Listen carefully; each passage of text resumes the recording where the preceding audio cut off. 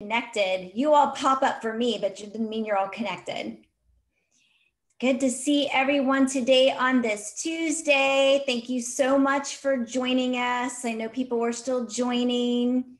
My name is Anissa Mitchell. I'm with PMD Alliance, and I'm really happy to invite you to our Spotlight online today. We're going to be talking about driving with PD. Before we get started, we're going to have a large crowd today, I think, and I know that there will be plenty of questions, I'm sure. So we are going to hold those until after the presentation, but I want you to go ahead and open up your chat box, pop that open. That's where you're asking your questions from, but please give us a shout out and let us know where you're joining us from.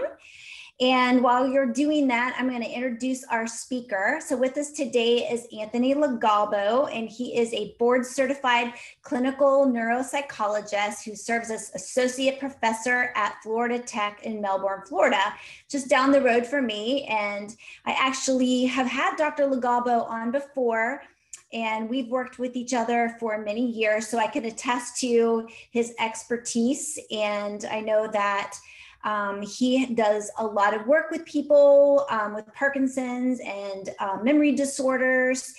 He's an expertise in comprehensive assessments of neurocognitive functioning. And today we're going to be discussing a very, very important topic on driving and what all is involved in it from a neurological perspective and how PD can impact these functions. So I want to welcome Dr. Legalbo, and then I'm going to pass it over to you. So great having you. Thank you, Anissa, for that wonderful introduction, and welcome everybody. I'm happy to be speaking with you about this topic today. It's an interesting one for me, one that I've often been fascinated about, but I also understand something that can be a sensitive topic and sometimes difficult to discuss. So hopefully I cover most of the aspects of this that you may have on your mind, but certainly if you have questions, please, we can have some time for those probably at the end as well. I've got a few things, obviously, that I want to share with you here today, but let's get this up here. Does that look all right to you guys? Okay. So I titled the talk here, "Who is in the driver's seat, my body or my mind?" And part of the reason why I'm phrased it that way, as some of you may know, is that certainly people can have trouble with driving from a physical standpoint for a variety of reasons. An injury or some type of illness that affects my ability to move. But there are also aspects of our thinking abilities that are very important for driving safely. And unfortunately, some of those aspects of our thinking abilities can also change in the context of a neurological condition, such as Parkinson's disease. So I'm going to touch a little bit on the physical part here today, but primarily we're going to be talking about the cognitive part, the mental aspects of driving, and some things that can potentially be concerning or go wrong in that regard. First, I found some statistics that I thought were kind of interesting as well. This says there's more than 41 million licensed drivers age 65 and older on the roads, which is up from 26 million 20 years ago. I should probably say, I think this is from the United States. I want to say I saw a few people maybe attending from outside of the United States, where some of these numbers may be different. But the point is, there's a lot more older adults on the road nowadays than there used to be. And I suspect this is just going to continue to increase as time goes on. And as many of you know, I probably don't have to say, but aside from having a neurological condition, as we all get older, we're going to experience some changes in our abilities, whether it's our sensory abilities, our vision, our hearing, our reflexes and reaction time. And all of these things, as again, I'm sure you all know, from your driving history, all of these things are highly relevant to driving a car or a motor vehicle. We have to be able to see. We have to be able to hear things going on around us. We have to be able to respond quickly in unexpected circumstances that maybe don't come up too much, but they come up from time to time. And just part of being older sometimes can affect those abilities. In fact, I believe in some states, not here in Florida, but I think some states, after a certain age, a driving evaluation is required by the DMV on a somewhat regular basis because of these issues right here. Now, with respect to Parkinson's disease specifically, again, many of you probably know this. There's a few different categories of symptoms that people with Parkinson's can experience.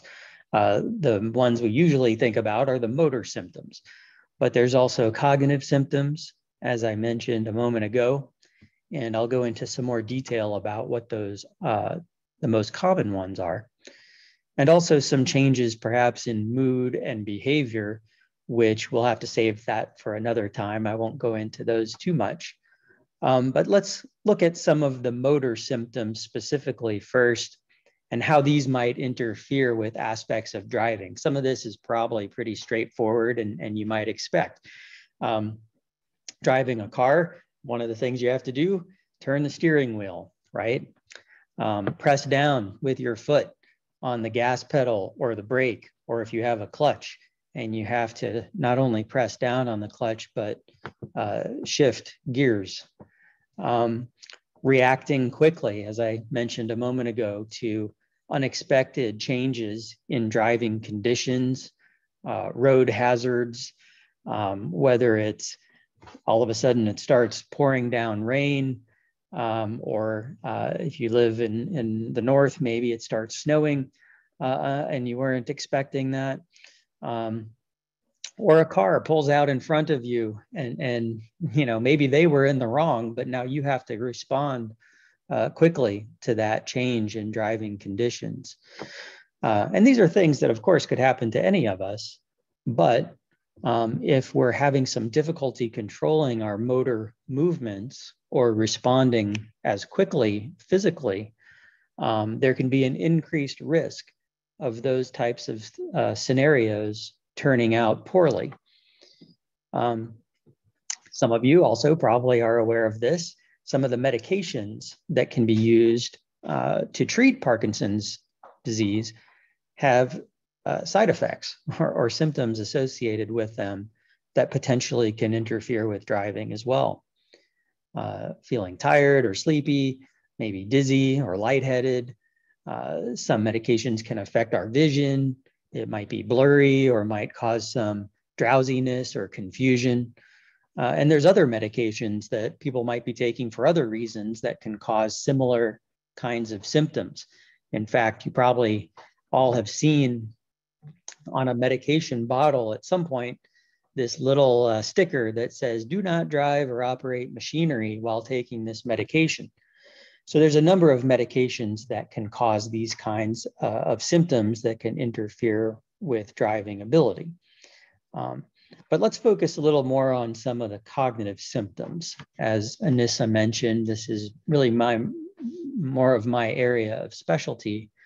Turns out one of the symptoms cognitively that people with Parkinson's can experience is a change in visual spatial problems or depth perception. And it's not because of a problem with the eye, although people may have trouble with the eye for other reasons. This is more related to the way our brain processes information that is received from our eye. The information that we see comes into our eyes, but then it goes to the back of our head, our occipital lobe, which is the part of the brain responsible for processing visual information.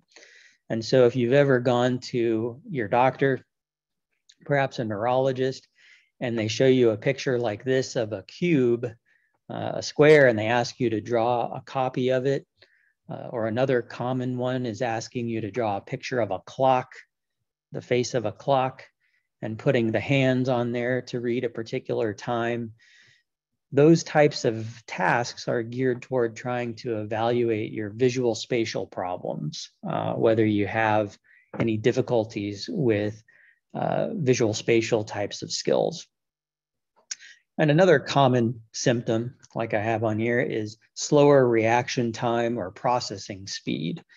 If you've ever gone to your doctor and they asked you to try to do something as quickly as you can, and they're timing you with a stopwatch, they're measuring your speed. How fast are you able to complete that task? How quick are you able to respond? And again, these are things that can change for all of us to some degree as we get older, but people with Parkinson's disease tend to have a little more trouble with these, even compared to other people their age, even compared to other people as they get older. People with Parkinson's can have trouble in these areas, which probably you're connecting some of the dots here and seeing visual spatial skills and reaction time, pretty important for driving.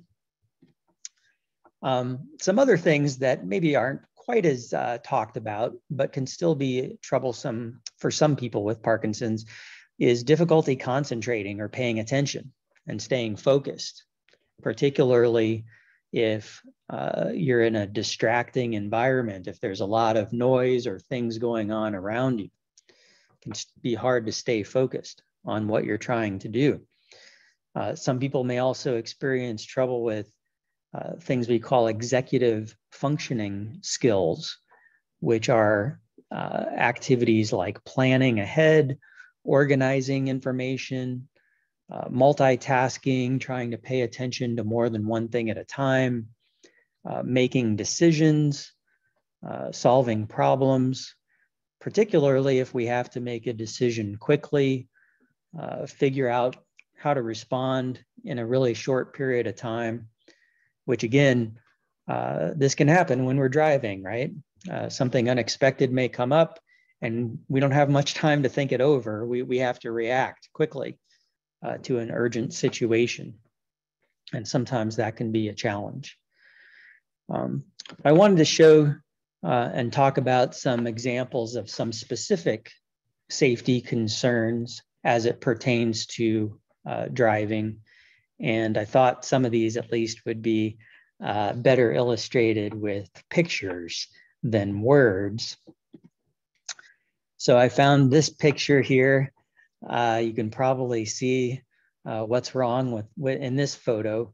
The person who parked this car is clearly over the line into the next parking spot.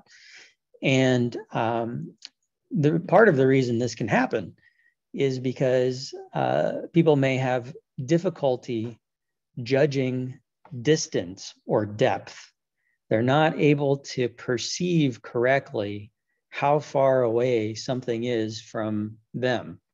Or in this case, how close am I to that car next to me? How close am I to the line on the road? It might even be hard for me to see the line in that parking spot.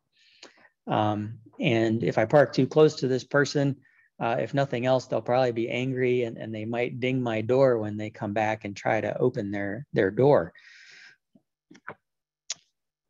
Kind of a similar thing. I know this isn't the greatest picture here, but to the left of center, you probably can make out this vehicle driving down what looks like a highway, and it looks like they're veering into the lane next to them to the left, veering over to one side.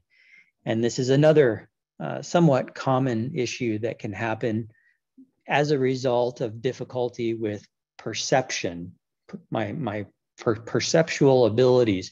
The person driving this vehicle may not even really be aware of it until the next person honks at them or something. Then they might be aware.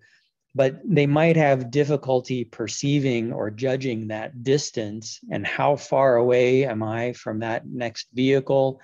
It looks like in this case, maybe that other vehicle is even in their blind spot, but being aware that there's a vehicle in your blind spot and keeping track of your surroundings in that way. It can be tricky, again, for anyone, but people who have Parkinson's may be more susceptible to this type of issue because of difficulties with depth perception and visual spatial skills. All right, here's one more example.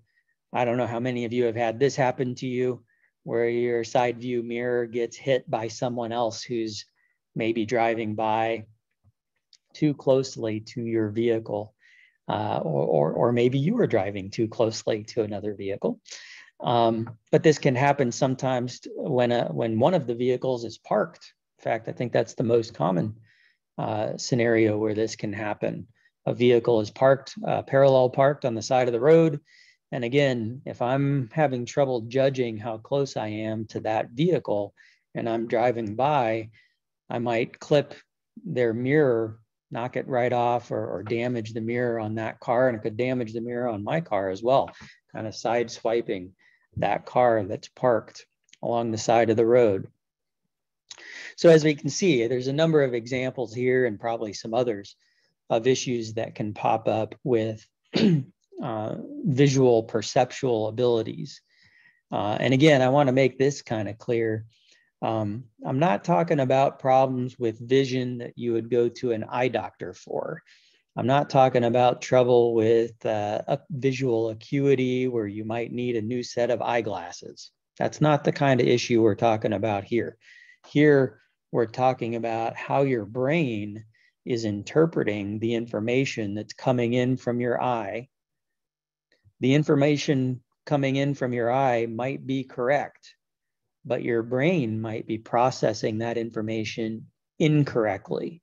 Your brain might be telling you that there's plenty of room and you have a lot of space between you and the car next to you, but that might not be correct. And if that's happening to you, you'd unfortunately have no way of knowing that until it's too late, until something like this happens, or someone honks at you or yells at you out their window because you're veering off into their lane. Another common driving situation where this can become an issue is when you're making a turn across traffic. So imagine, like in this picture here, that you're driving in car A, this red car, and you're wanting to make a left-hand turn. And there's this other car, B, in, I guess, blue or silver type of color, coming at you from the other direction. Not only do you have to try to judge how far away that car is, but also how fast is it traveling, and do I have enough time to cut in front of him and make that turn without that car running into me. So judging that turn, judging the distance, and judging the speed of the other vehicle, all of those things come into play in a situation like this.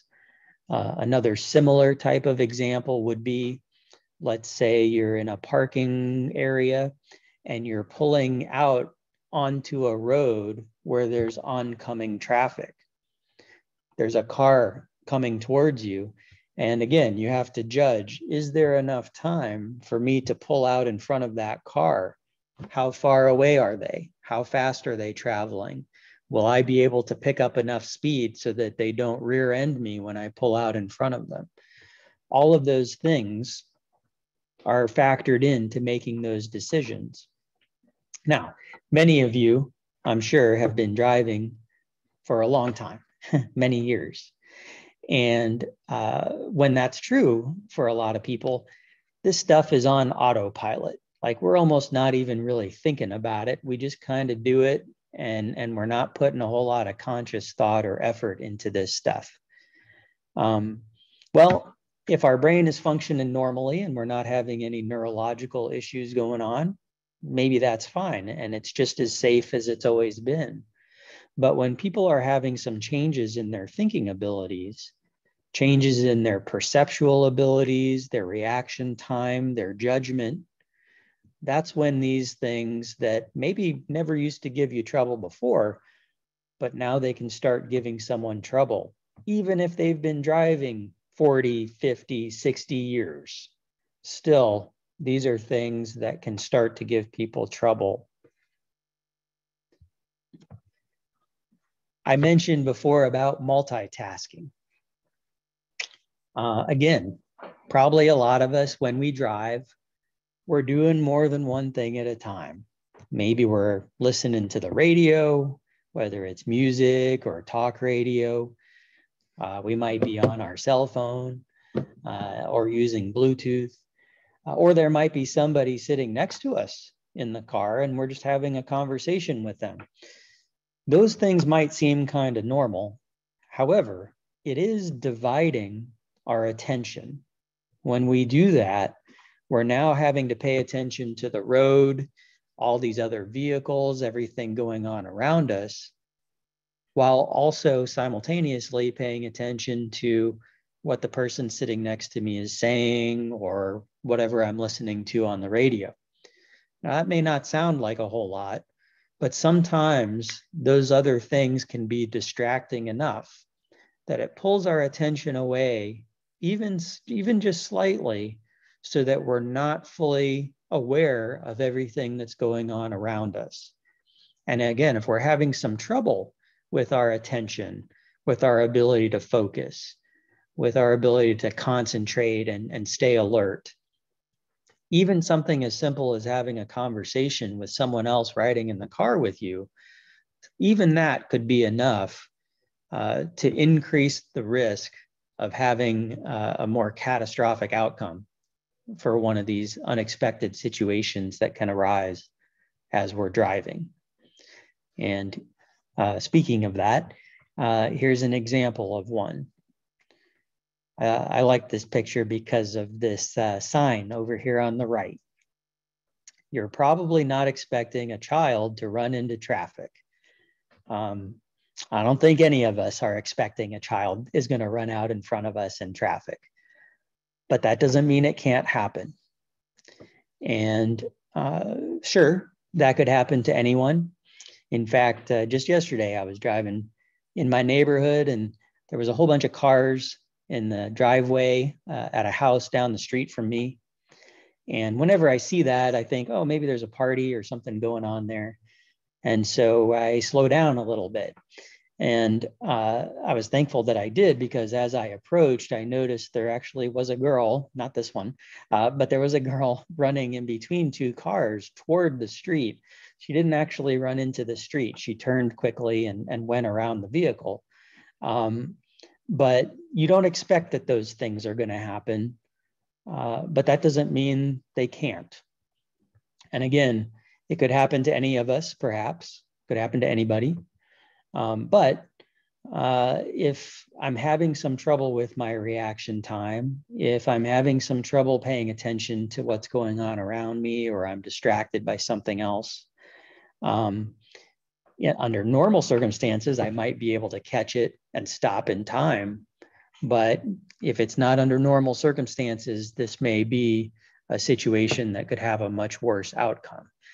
And I don't think anyone would want to be responsible for harming someone like this, whether it's a child or anyone else who's crossing the street or unexpectedly in the middle of the road, whether it's a busy road or a road in your neighborhood, where those kinds of things could happen.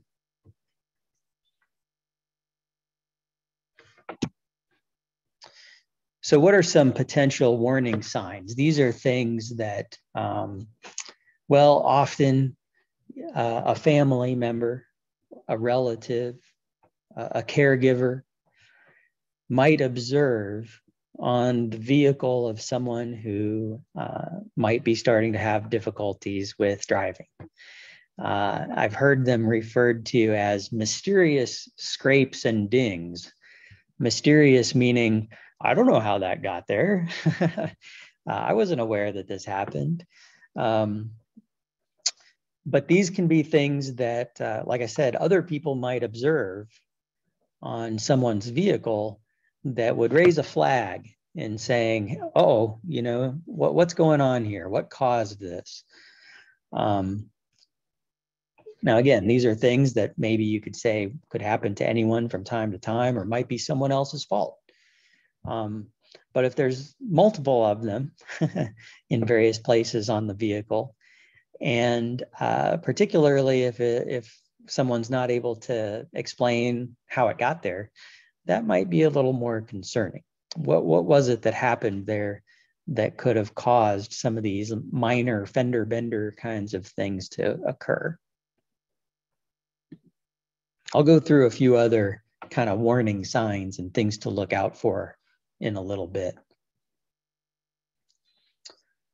So what are some ways to compensate if I'm starting to have some difficulties with these aspects of driving? As you might imagine, eventually I'm going to have to bring up the idea of discontinuing driving. But before we get there, let's say that someone doesn't necessarily need to stop driving yet, but maybe there are some things they need to modify to ensure or decrease the risk of having a problem and try to maximize safety. The basic idea here is maybe limiting my driving, avoiding certain conditions, or only driving in relatively safer circumstances. So one might be eliminating distractions. As I said before, it might be very normal for us to have a conversation or listen to the radio while we're driving, but maybe it's not always safe to do that. Maybe if we're starting to have some difficulty with concentration and focus, maybe it would be better to have quiet while we're driving. Many people I know, as a method of limiting their driving, they'll stop driving at night. Maybe during the day when it's light out, they'll still drive, or under good weather conditions, no rain, no snow, no ice.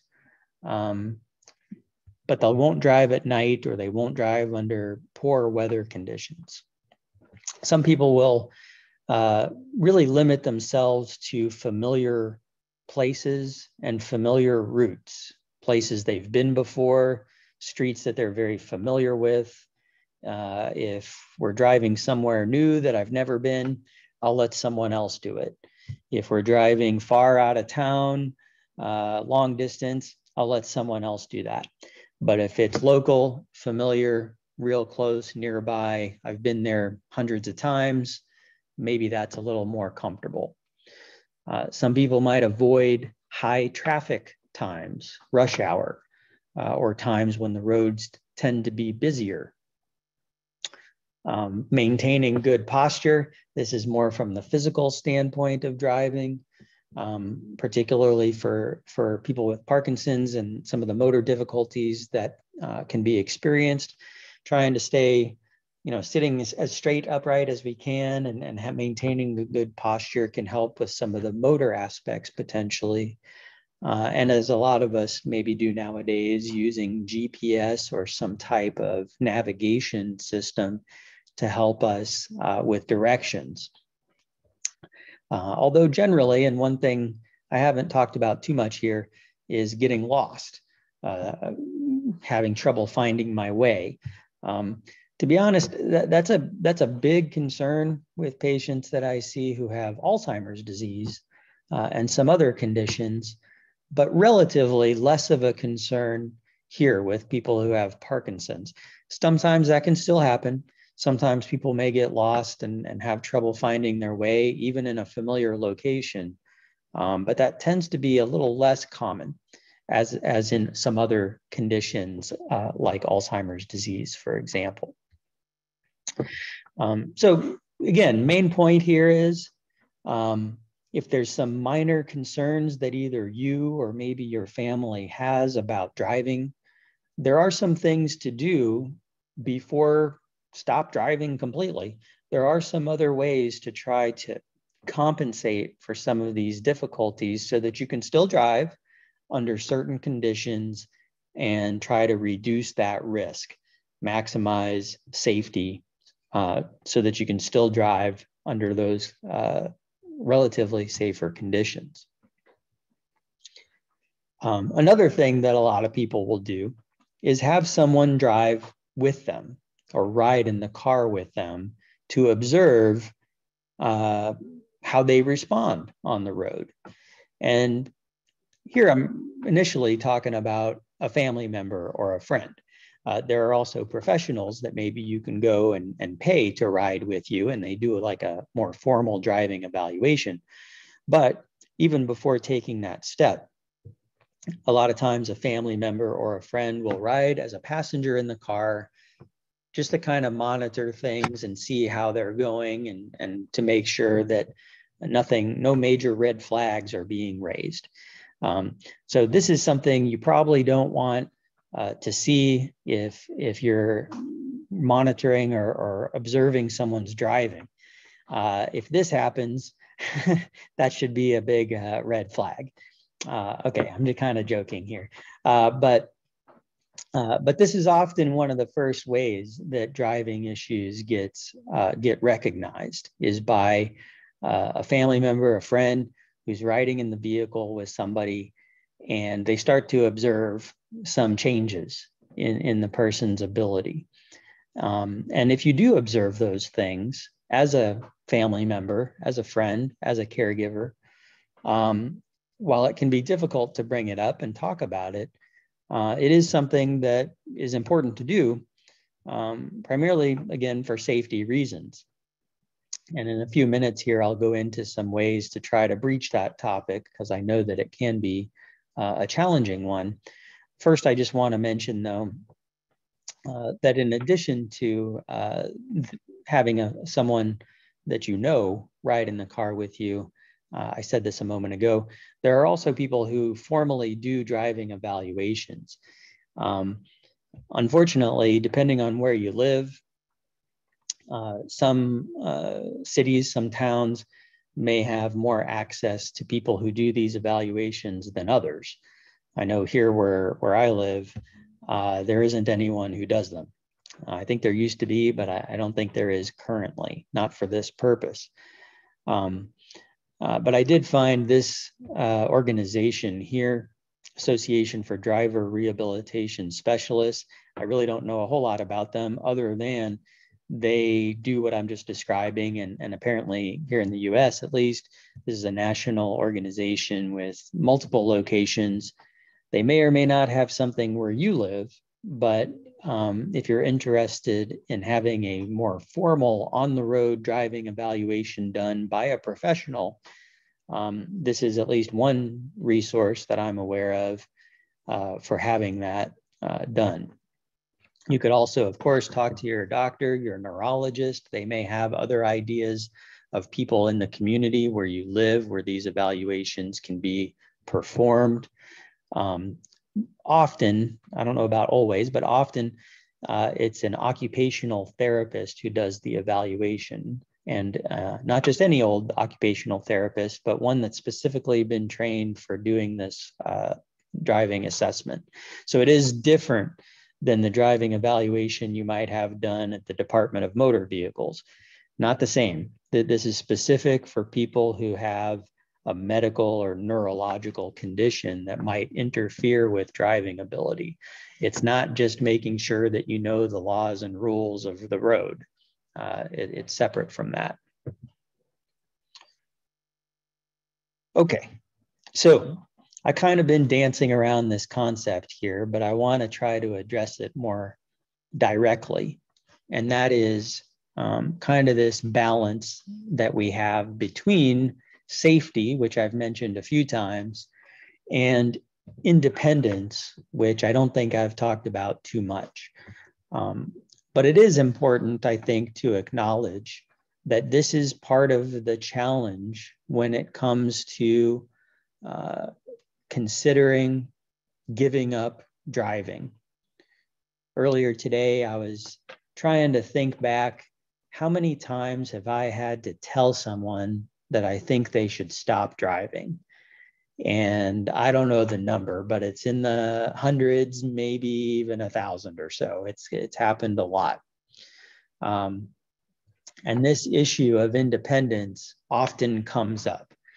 Driving, although some might say it's a privilege, not a right, it certainly is something that a lot of us have gotten used to. Again, depending where you live, there may not be a lot of public transportation. And so driving might really be the only way to get out of your house and go shopping or do other things that you need to do. So losing that ability to drive can be a significant restraint on somebody's independence.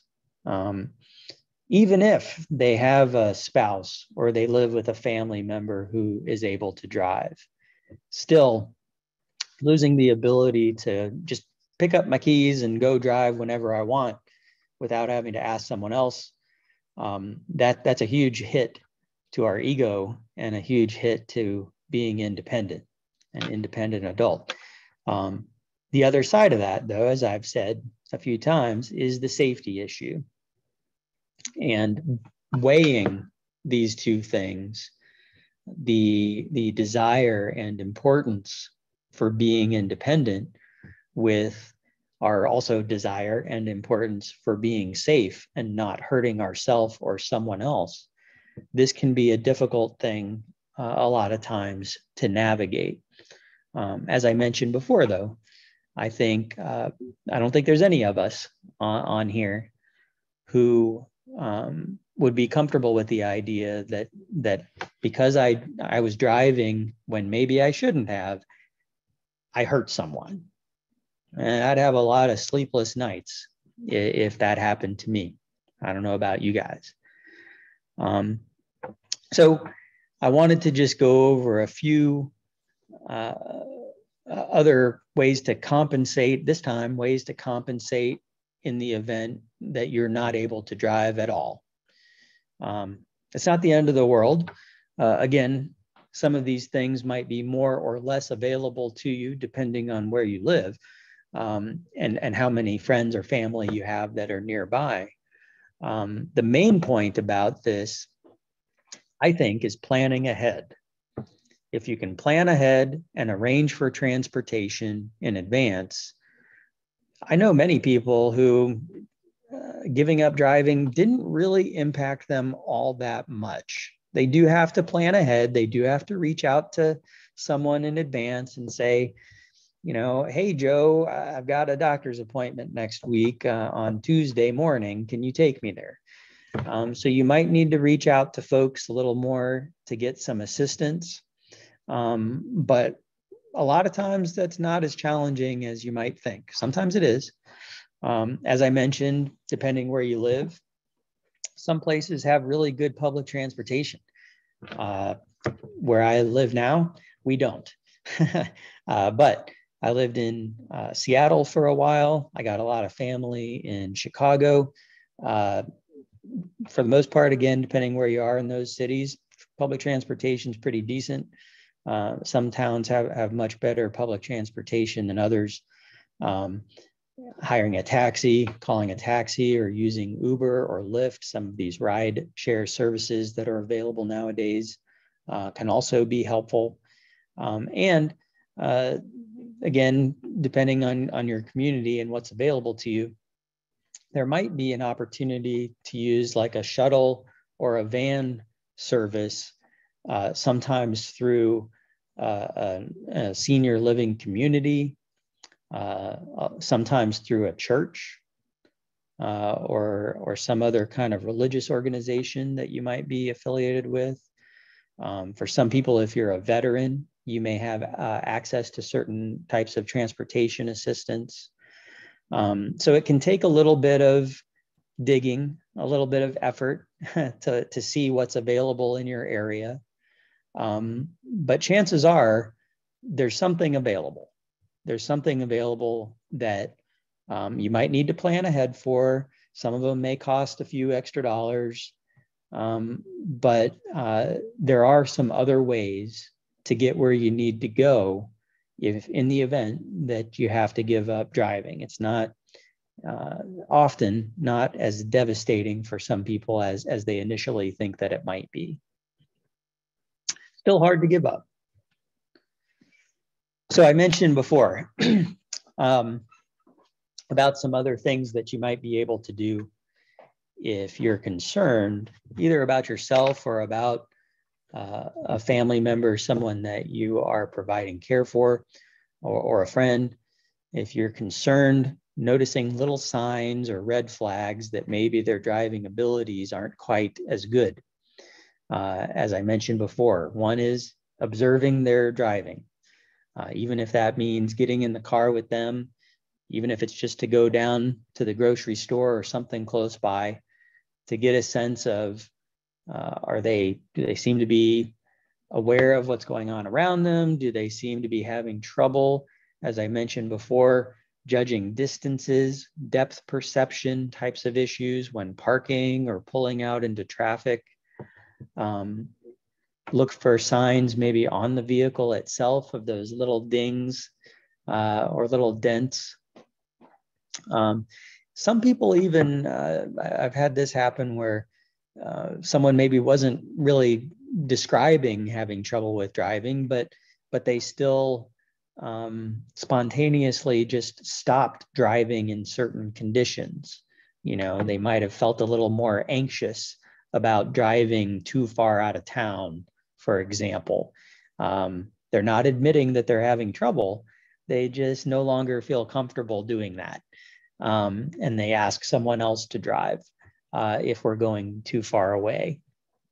So any little signs like that might be an indicator that things are changing, and it might make sense to kind of follow up with that and do something. So then what would you do? How do you bring it up or talk about it?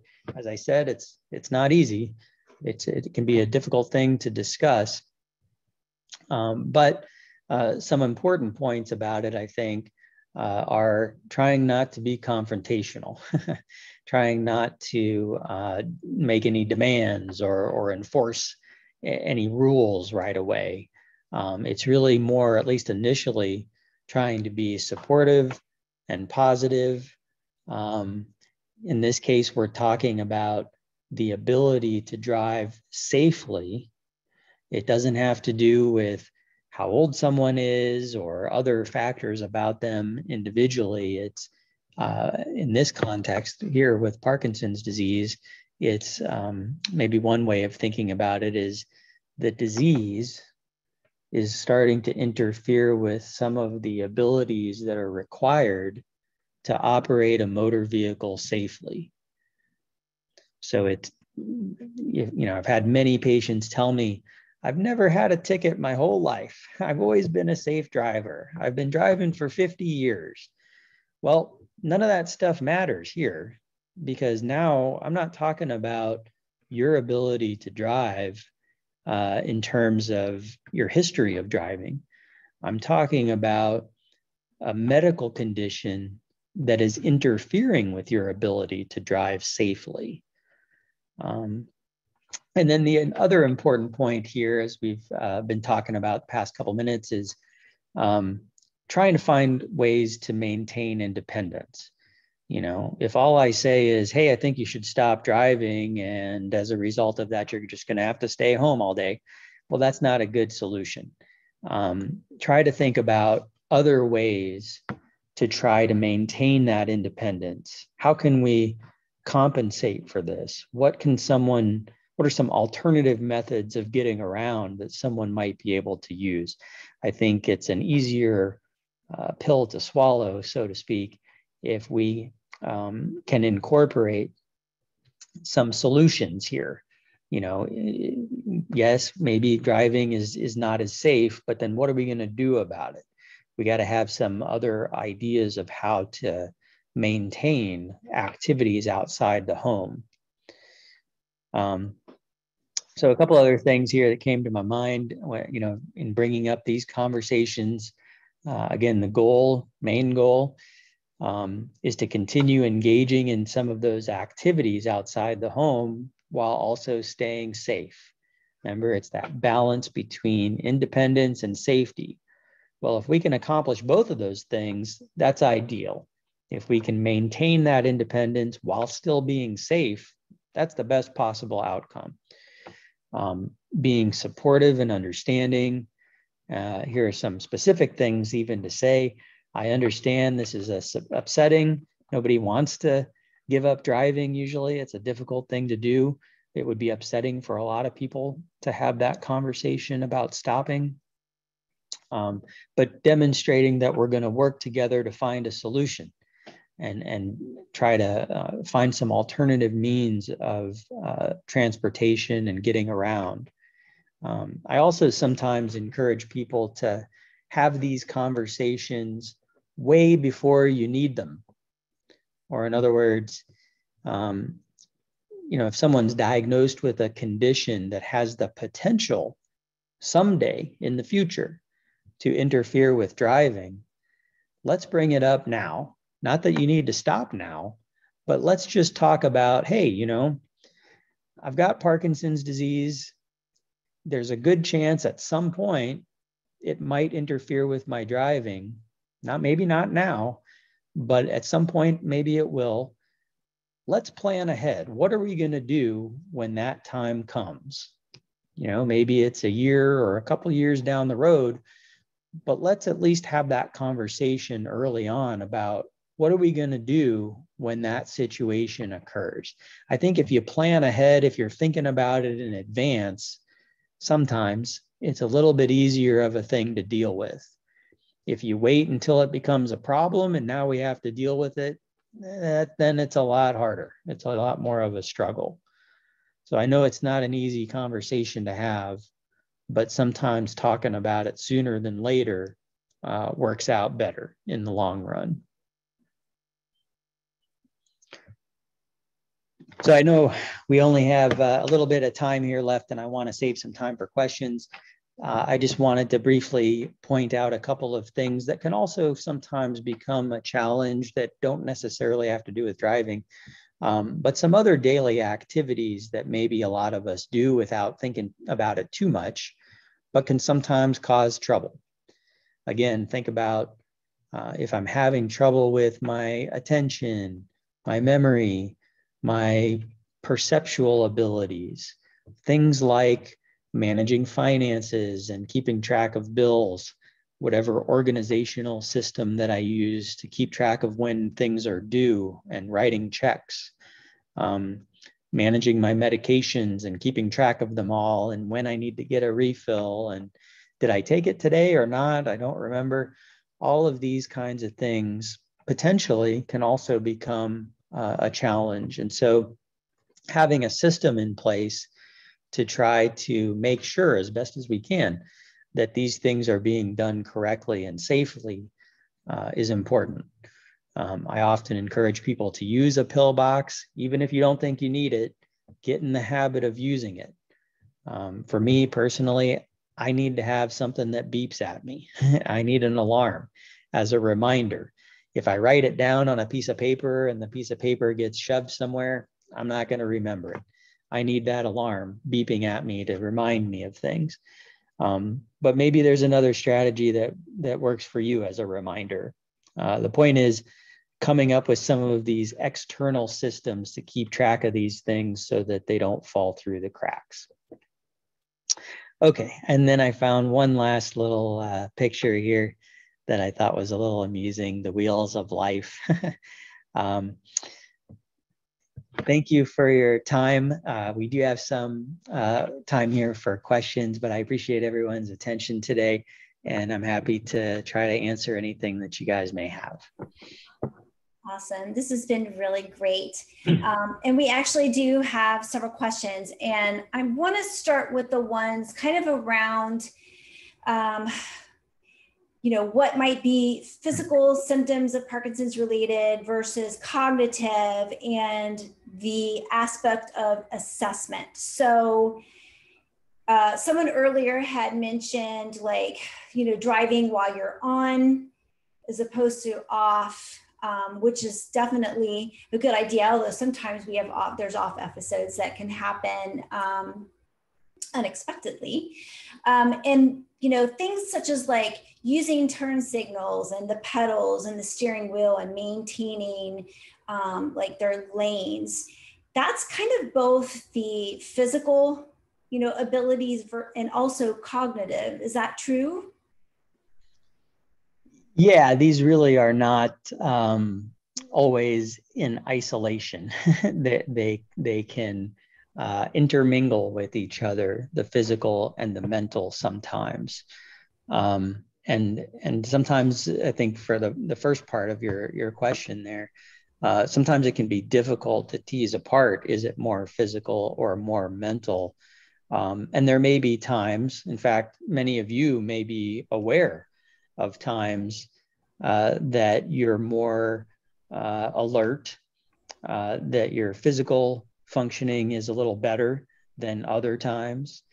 And so you might kind of already have an idea that, okay, with especially let's say after taking a medication, sometimes the medications for Parkinson's, if they're helping your physical symptoms, you might feel like physically you're better after taking the medication.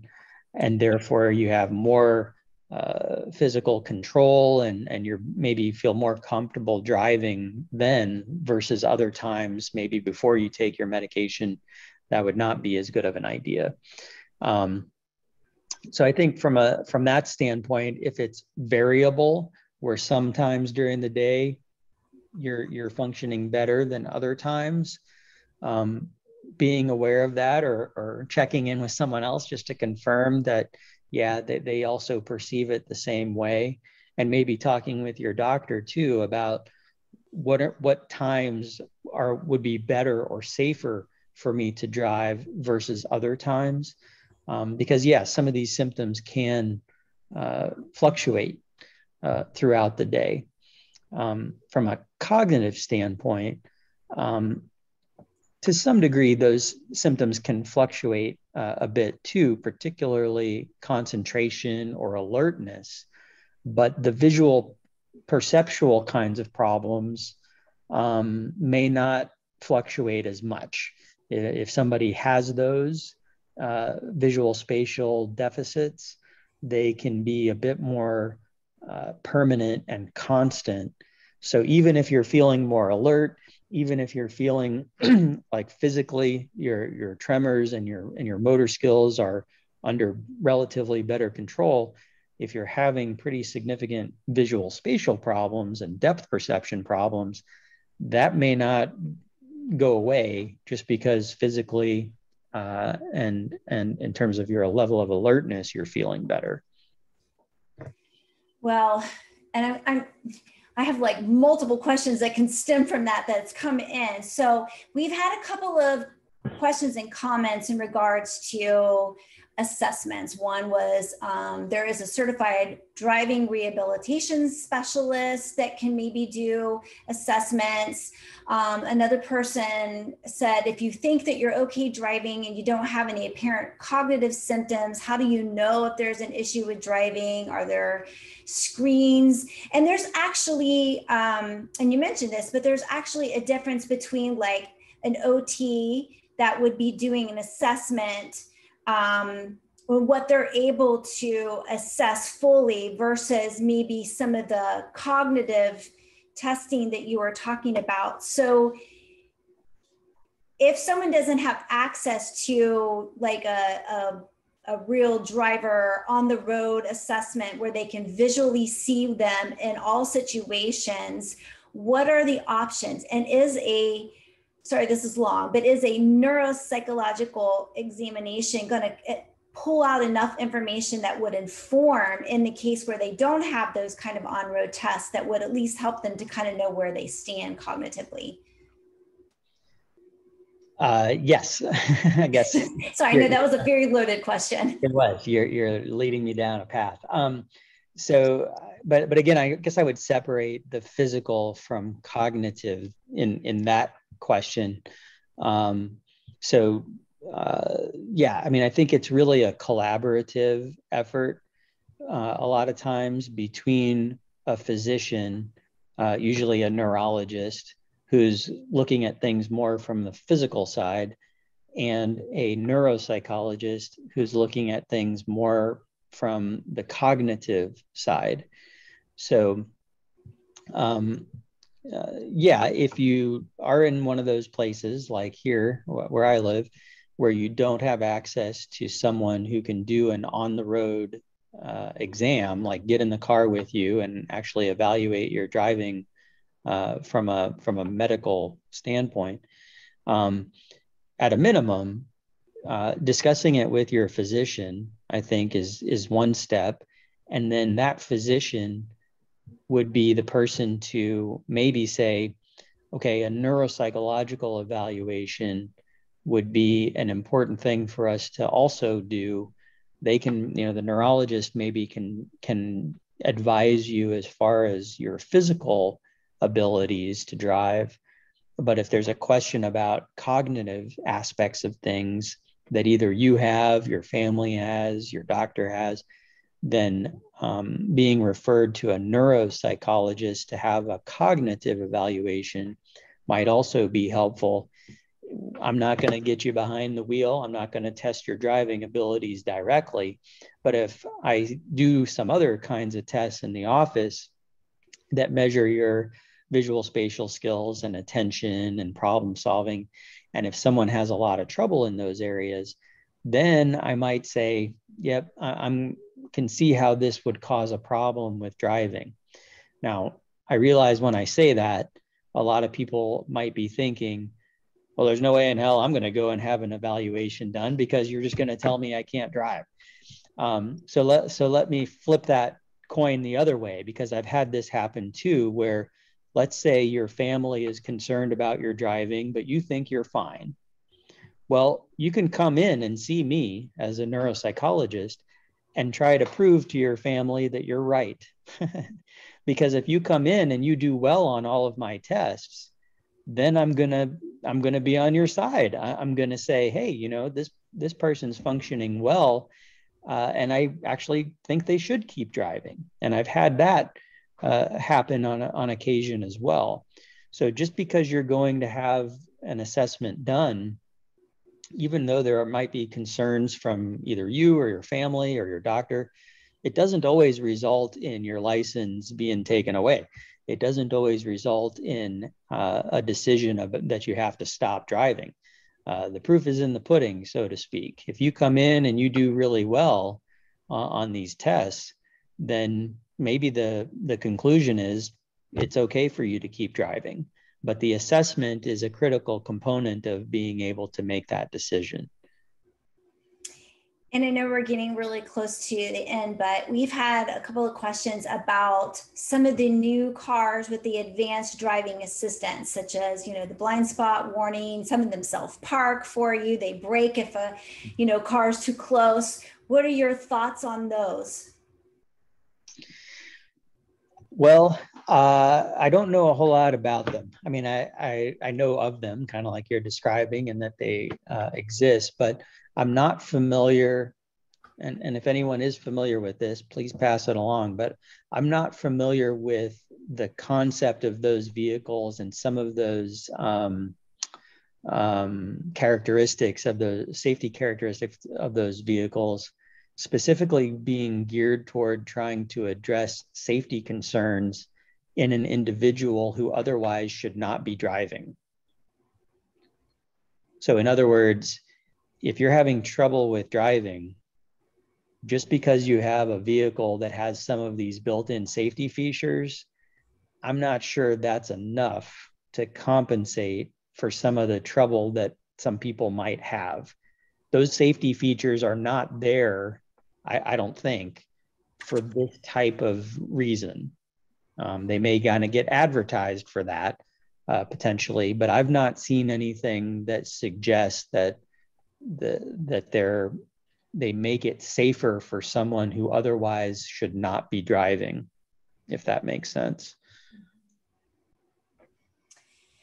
Well, and I know that we had other questions that we didn't get to, because this is a conversation I think that we could probably have for at least another 30 minutes to an hour. So I will say there was a comment or a question actually, but then some other comments around if you did get in an accident, even if it wasn't your fault, is that a concern if they find out if you have Parkinson's? And I know a few people that have actually been in a situation where they were the one hit, they were the victim in an accident, but the insurance attorneys somehow found out they had Parkinson's, and then it became an issue. Have you heard this, and do you have any comments about that?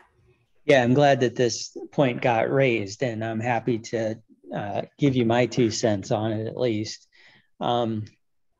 Yeah, I usually joke around here at least that people can sue for anything. And I'm sure all of you don't live here in Florida. In Florida, we have a pretty big law group. Actually, I think they're in several places throughout the United States, Morgan and Morgan, and they have billboards everywhere. And you guys probably in your communities have a similar thing, where certain attorneys advertise, a lot out there. Yeah, I have seen this situation arise where the person involved in the accident is not at fault. Someone else ran into you, but through the course of either the police showing up or attorneys getting involved and whatnot, they somehow get a hold of your medical records, or maybe at the scene they observed some behaviors in you, a tremor or some confusion or whatever it is, and somehow they catch wind that you have a neurological condition. So if that happens, could the person who hit you actually sue you? Yeah, they could. Now, whether they have enough legal grounds for that to hold water is going to be very dependent on the specifics of the situation. But the argument could be made that you should not have been driving in the first place. And if you were not driving, you wouldn't have been there for me to run into you. And that's the argument that can be made. And I have seen that turn out poorly for some people, yes, to answer that part of your question. So it is a risk, whether you feel like you're capable of driving or not. If you have a diagnosed neurological condition in your medical records and someone else runs into you and the attorneys get a hold of your medical records, it's conceivable that you could be held responsible for that, even if you were not at fault, that you could be held financially responsible for it. I'm not saying that turns out that way 100% of the time, but there are occasions where that does happen. So driving, for any of you that have been diagnosed with Parkinson's, whether you feel like you're having any of the problems I've been talking about today or not, anytime you get behind the wheel, you're at a greater risk of something like that happening compared to someone who doesn't have a diagnosis of Parkinson's. And that's something that you guys all probably should be aware of, unfortunately, because a lawsuit could be devastating for a lot of folks financially. Yeah, maybe that's where that neuropsych that says you're perfectly fine to drive can help. Maybe do those things help? I think it helps some. If it was 5 years ago, it may not make too much of a difference. But if it was pretty recent, then at least you've got something saying you were evaluated within the past however many months. And at that point in time, someone said that I was okay. I would imagine, I'm not an attorney, but I would imagine that would help. Each case obviously has unique aspects to it. So, but yeah, that is a good point. I'm glad that issue was raised. Yeah. All right. Well, I know we've gone over, but this has been a fantastic conversation and not an easy one. So I really appreciate your approach to this and, bringing up these situations that we all need to be aware of. So thank you so much for that. I want to thank everyone for joining us today. And if everyone would be so kind to give Dr. Legabo, a thank you, wave of gratitude for this fantastic presentation. This is our way of sending you off in Zoom land. And thank you for today's program and all of this information. And again, everyone, just to remind you, it will be up on the website along with the slides. Give it a day or two for us to get it up. It's in our video archives. So if you want to go back and review it, or you want to share it with somebody, you'll be able to access it there. Again, Dr. Legabo, thank you so much.